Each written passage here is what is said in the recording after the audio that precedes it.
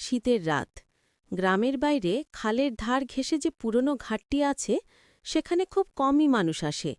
ঘাটের নাম কালো ঘাট। কথিত আছে বহু বছর আগে সেই ঘাটে এক তরুণী রহস্যজনকভাবে হারিয়ে যায়। তারপর থেকেই রাতে সেখানে অদ্ভুত কান্নার শব্দ শোনা যায়। রাত ১০টার দিকে নিলয় তার বন্ধুদের সাথে আড্ডা শেষে বাড়ি ফিরছিল। চাঁদ ছিল আধো আধো, কুয়াশা চারদিকে ঢেকে রেখেছে। শর্টকাট ধরে খালির পাশ দিয়ে গেলেই বাড়ি দ্রুত পাওয়া যায়। বন্ধুরা বলেছিল, ওদিকে রাতে যাস না, কান্নার আওয়াজ শুনবি। নিলয় এসব কথা বিশ্বাস করত না। সে মনে করল কুসংস্কার ছাড়া কিছুই নয়। ঘাটের কাছে পৌঁছাতেই কুয়াশা হঠাৎ ঘন হয়ে গেল। বাতাস নিস্তব্ধ, তবে দূরে কোথাও যেন পানির হালকা ছলছল শব্দ হচ্ছিল। নিলয় মাথা নিচু করে হাঁটছিল।